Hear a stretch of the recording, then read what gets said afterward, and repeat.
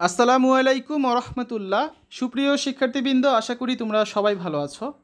এই ভিডিওটা তৈরি করছি অষ্টম শ্রেণীর শিক্ষার্থীদের জন্য। 2024 সালের অষ্টম শ্রেণীর ষান্মাসিক মূল্যায়নের গণিত পরীক্ষাটা হবে 22 জুলাই। তোমাদের অষ্টম শ্রেণীর গণিত পরীক্ষার জন্য যে অর্ধবার্ষিক পরীক্ষার সিলেবাস দেওয়া হয়েছে সেখান থেকে তোমাদের প্রথম 5টি অধ্যায় থাকবে। তো আমরা গত পর্বে প্রথম অধ্যায় নিয়ে আলোচনা করেছিলাম। আজকে আমরা দেখব অষ্টম শ্রেণীর গণিত দ্বিতীয় অধ্যায়ের লিখিত পরীক্ষার জন্য কিছু নমুনা প্রশ্ন এবং তার উত্তর।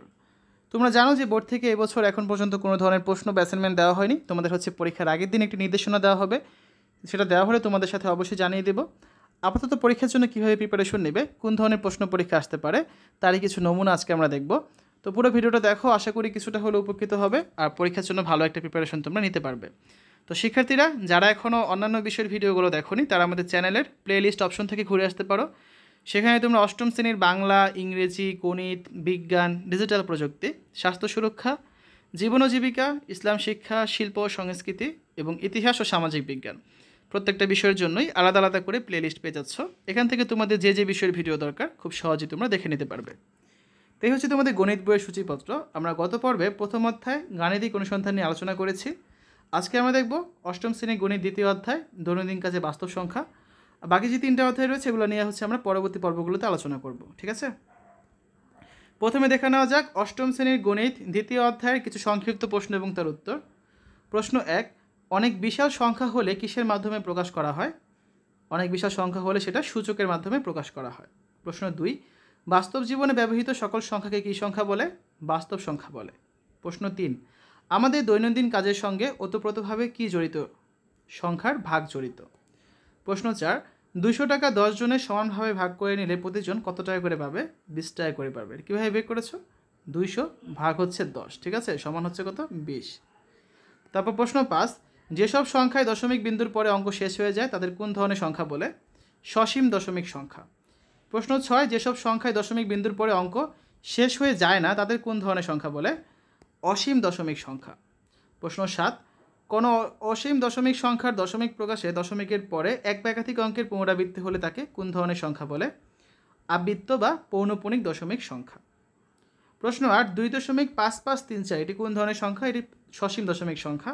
প্রশ্ন 9, 15.356 এটি কোন ধরনের সংখ্যা? এই দেখো ডট ডট দেওয়া আছে, তার মানে এটা অসীম দশমিক সংখ্যা। প্রশ্ন 10, স্বাভাবিক সংখ্যার মধ্যে যে সকল সংখ্যা পূর্ণবর্গ সে সকল সংখ্যা কোন ধরনের সংখ্যা? এগুলো সব মূলদ সংখ্যা। প্রশ্ন 11, বাস্তব সংখ্যার জগৎ থেকে সকল মূলদ সংখ্যা সরিয়ে নিলে কোন ধরনের সংখ্যা অবশিষ্ট থাকে? অমূলদ সংখ্যা অবশিষ্ট থাকে। প্রশ্ন 12, কোনো মূলদ সংখ্যার বাম পাশে ঋণাত্মক চিহ্ন থাকলে তাকে কী বলে? সেটাকে বলে ঋণাত্মক মূলদ সংখ্যা। প্রশ্ন 13, ঘনের বিপরীত প্রক্রিয়া কী বলা হয়? ঘনের বিপরীত প্রক্রিয়া ঘনমূল, ঠিক আছে? শিক্ষার্থীরা এই পর্যায়ে আমরা দেখব অষ্টম শ্রেণীর গণিত বইয়ের দ্বিতীয় অধ্যায়ের কিছু রচনামূলক বা বিশ্লেষণমূলক প্রশ্ন এবং তার উত্তর। প্রশ্ন 1, একটি বর্গাকার বাগানের দৈর্ঘ্য 3√3 একক, অপর একটি বাগানের ক্ষেত্রফল এই ক্ষেত্রফলের 3 গুণ, তাহলে অপর বাগানের দৈর্ঘ্য কত? সমাধানটা দেখি আমরা। দেওয়া আছে বর্গাকার বাগানের দৈর্ঘ্য 3√3 একক, তাহলে বর্গাকার বাগানের ক্ষেত্রফল আমরা জানি বর্গাকার বাগান যদি একটা দৈর্ঘ্য দেওয়া থাকে, একটা দৈর্ঘ্য যদি এ হয় তাহলে ক্ষেত্রফল কী হয়? ক্ষেত্রফল হয় a স্কোয়ার। তাহলে এখানে একটা দৈর্ঘ্য দেওয়া আছে 3√3, তাহলে ক্ষেত্রফল হবে কত? a স্কোয়ার মানে কি বলে a ইন্টু এ, তার মানে 3√3 ইন্টু 3√3, তাহলে 3 আর 3 গুণ করলে কত হচ্ছে? 9, আর √3 আর √3 গুণ করলে কত? ব্র্যাকেটে রুটের ভিতর 3 ইন্টু 3, তাহলে এখানে কত পাচ্ছি আমরা? 9 ইন্টু √3 ইন্টু 3। এই দেখো এই √3 ইন্টু 3 এই কথার মানে কি? এটা মানে √9, আর √9 এর মান কত? 3, তাই এটার বদলে আমরা লিখলাম 3। 3 নং কত? 27 বর্গ একক, ঠিক আছে? তারপর অপর বাগানের ক্ষেত্রফল কত? 3 গুণ, যেহেতু 27 গুণ 3 বর্গ একক, তার মানে 81 বর্গ একক। তাহলে অপর বাগানের দৈর্ঘ্য কত? আমাদের ক্ষেত্রফল পেলাম, আমাদের লাগবে অপর বাগানের দৈর্ঘ্য।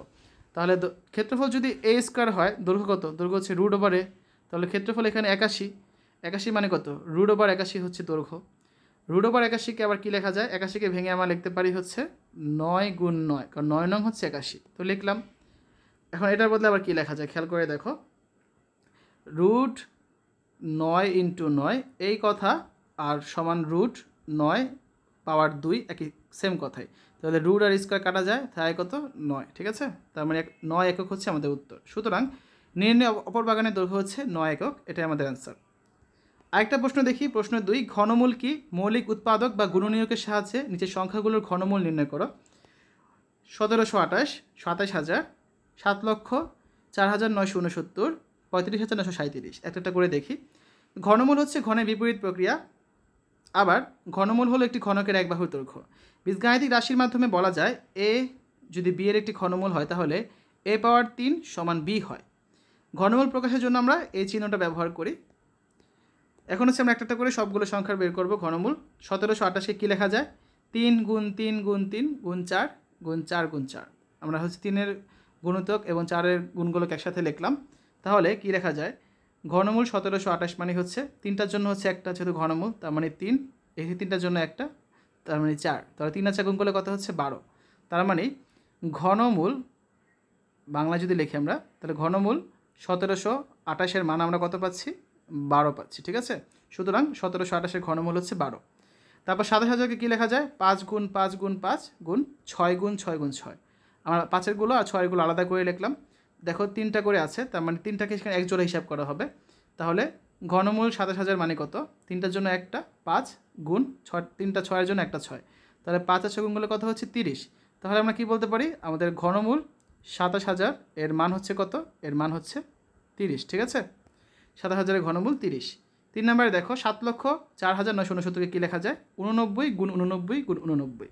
তার মানে ঘনমূল 7,04,969 এর মান কত?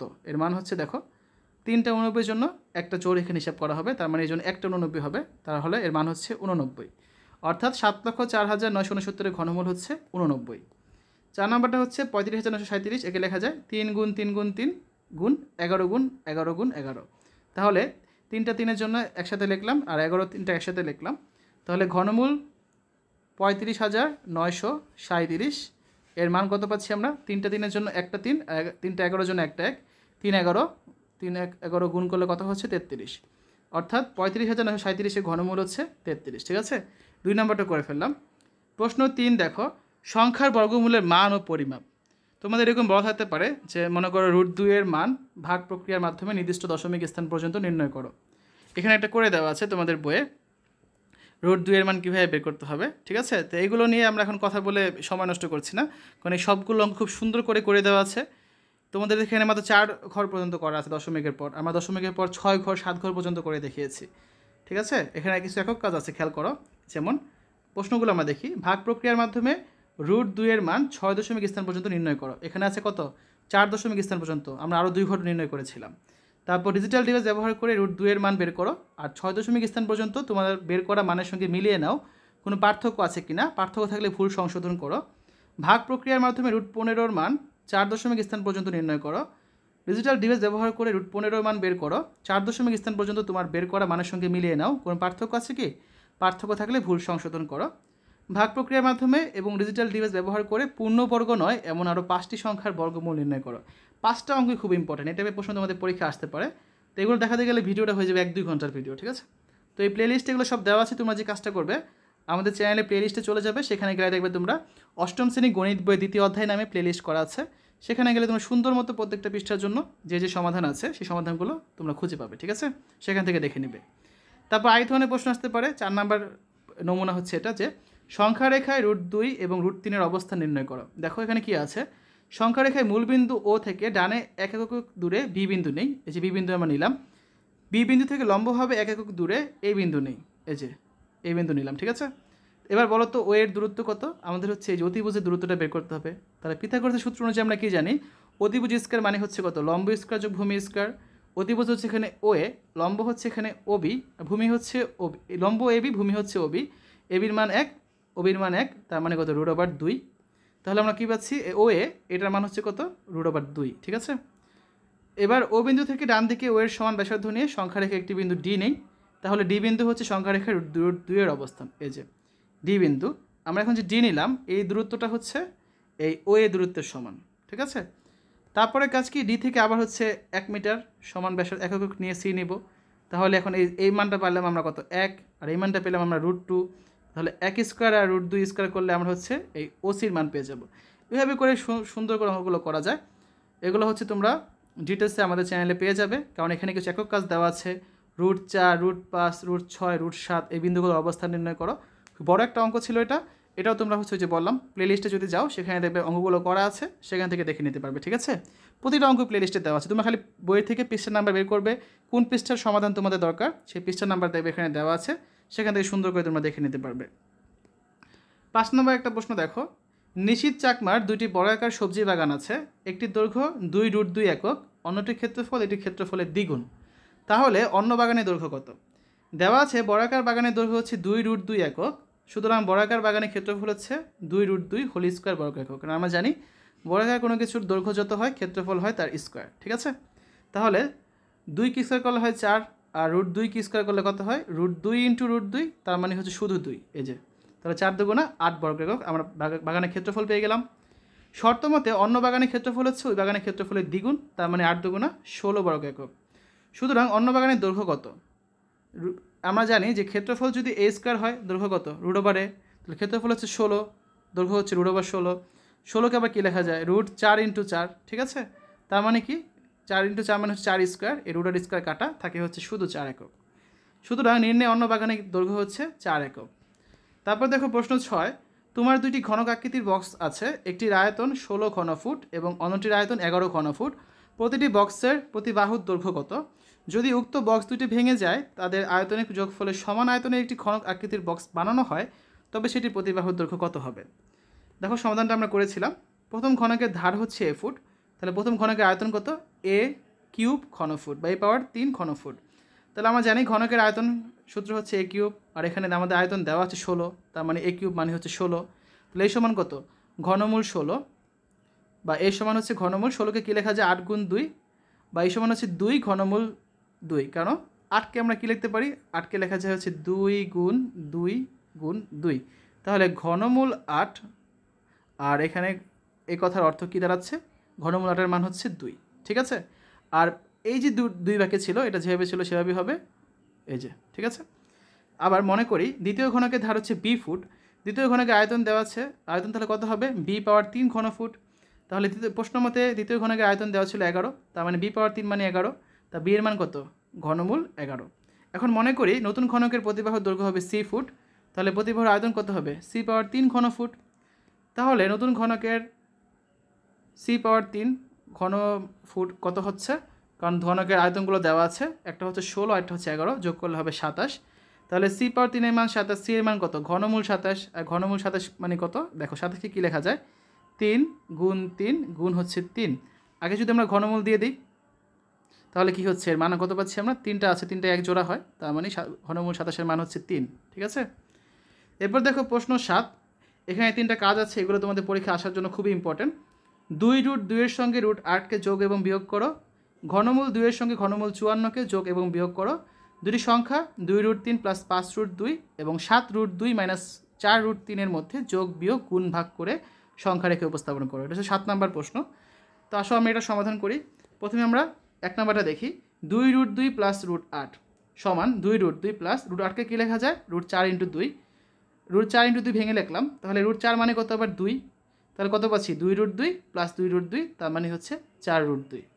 এবার আসো বিয়োগ করি, 2√2 থেকে √8 বিয়োগ করব, তাহলে সেম আগের মতোই, খালি এখানে মাইনাস হয়েছে। ঠিক আছে, উপরেরটার মতোই। তাহলে কত পাচ্ছি? 2√2 বিয়োগ 2√2, তার মানে হচ্ছে 0। এটাই হচ্ছে অ্যান্সার। 1 নম্বর করে ফেললাম, আসলে 2 নম্বরটা যাই।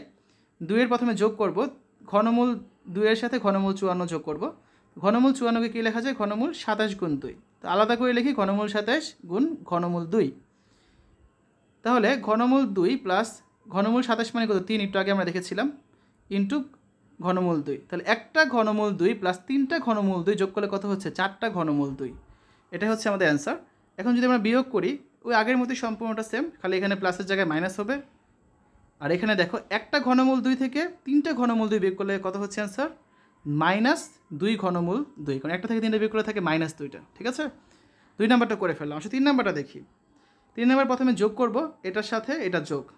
এখানে দেখো আমি লাল কালার আর সবুজ কালার দিয়ে আলাদা করেছি, কারণ যেগুলো হচ্ছে √3 সেগুলো লাল কালার দিয়েছি, আর সবুজ কালারকে √2 দিয়েছি। তো আমাদের প্রথম কাজ হচ্ছে, আমরা এখানে ব্যাকেটটা উঠে দেখাই, √2 √3 এর থেকে 4√3 বিয়োগ করলে কত থাকে? -2 √3, আর 5 √2 আর 7 √2 যোগ করলে কত থাকে? 12 √2। ঠিক আছে, তাহলে এটা হচ্ছে যোগ করলাম। এবার যদি বিয়োগ করি ওই সেম, এখানে হচ্ছে আমরা আগে ব্র্যাকেট উঠাবো। ব্র্যাকেট উঠলে কী হচ্ছে, এই প্লাসে মাইনাসে মাইনাস, আর এই মাইনাসে মাইনাসে প্লাস হয়ে যাবে। তাহলে কত পাচ্ছি, এই 2√3 আর 4√3 যোগ করলে হচ্ছে 6√3, 5√2 থেকে 7√2 বিয়োগ করলে হচ্ছে -2√2। ঠিক আছে, এটাও হলো। এখন আমরা গুণ করব। 2√3 আর 7√2 যোগ করলে কত হচ্ছে, 7 × 14, √3 আর √2 গুণ করলে হচ্ছে √6 গেল। তারপর 5√2 আর 7√2 যোগ করলে হচ্ছে 5 × 7 = 35, আর √2 আর √2 মানে হচ্ছে √4, এটাও গেল।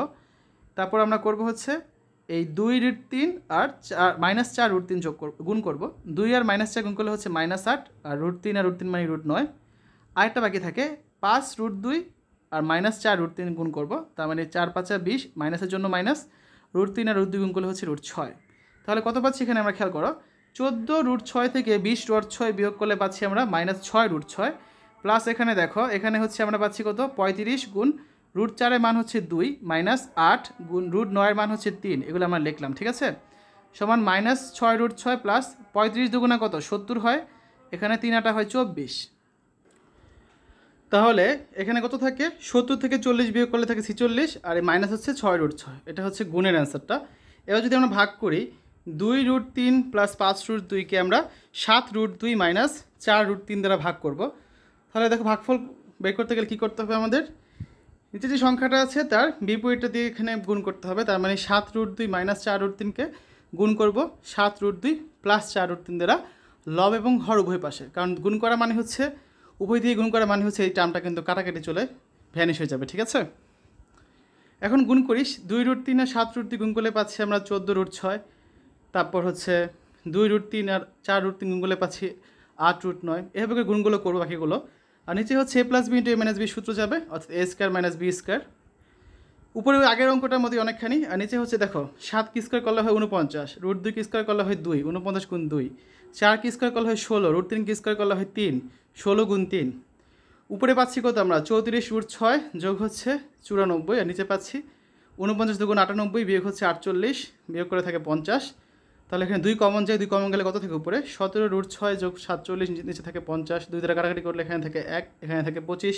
তাহলে অ্যান্সার কত, 17√6 প্লাস 47 ভাগ 25, বা তুমি চাইলে এভাবে লিখতে পারো 17√6 ভাগ 25 প্লাস 47 ভাগ 25, এটাই হচ্ছে অ্যান্সার। ঠিক আছে, তারপর এখানে আরেক ধরনের প্রশ্ন আসতে পারে 8 নম্বরে, বর্গমূল নির্ণয়ের মতো ঘনমূল নির্ণয়ের ক্ষেত্রে প্রথম সংখ্যাটিকে মৌলিক উৎপাদকে বিশ্লেষণ করতে হবে।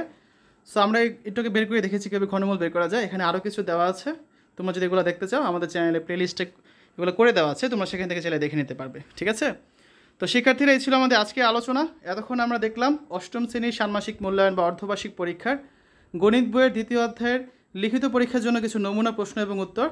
আশা করি তোমাদের কাছে ভিডিওটা ভালো লেগেছে। আমরা আগামী পর্বে 3য় অধ্যায় নিয়ে আলোচনা করব। আবারও বলছি, তোমাদের গণিত বইয়ের প্রথম থেকে 6ষ্ঠ অধ্যায় পর্যন্ত অলরেডি কিন্তু আমি সকল বিষয়ের সকল পৃষ্ঠার সমাধান দিয়ে দিয়েছি, তোমরা সেখান থেকে দেখে নিতে পারবে। শুধু কষ্ট করে প্লেলিস্টে যাবে, সেই প্লেলিস্টে গেলে তোমরা প্রতিটা পৃষ্ঠা বাই পৃষ্ঠা সবগুলো পৃষ্ঠার সমাধান পেয়ে যাবে। সেখান থেকে দেখে নিজেদের মতো করে পরীক্ষার জন্য ভালো একটা প্রিপারেশন নিতে পারবে।